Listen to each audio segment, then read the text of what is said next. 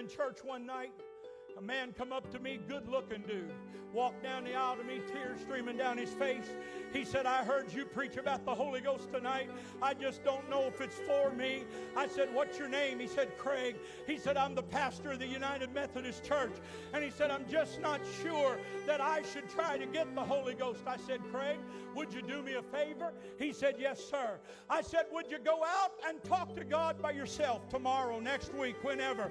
But when it's just you and God, would you ask Him, God, if this Holy Ghost is for me, would you give it to me? He said, yes, sir, I'll do that. He walked down the aisle out of the church.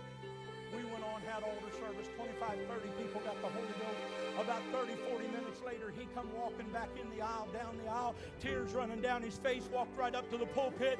And I said, what's going on with you, Craig? He said, I went out there and got in my Volkswagen Beetle. I pulled out of the church parking lot up on the highway. I started down the highway, and I said, what you told me to, God, if this Holy Ghost is real, would you give it to me? And he said, I pulled my Volkswagen over on the side of the road, and God filled me.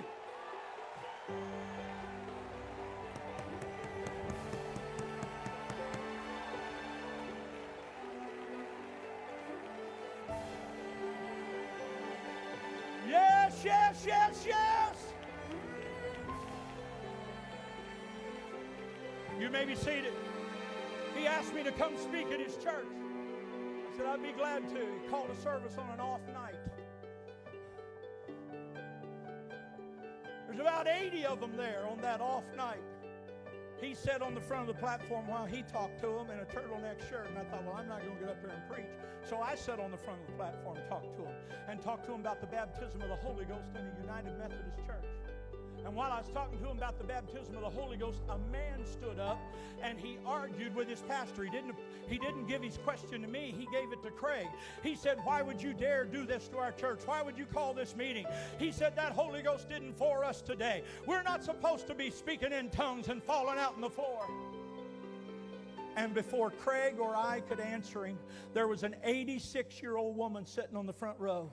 Little tiny feeble lady, and she turned around and said, I don't remember his name, Jimmy, Johnny, whatever it was, said, why don't you sit down, honey, let me talk to you. I remember your daddy when he was a teenager, and an old preacher came through this same Methodist church 80-some years ago, and the Spirit fell, and she pointed to the front row, and she said, I saw your daddy laying under that pew right there, speaking with other tongues, just like this preacher talked about tonight.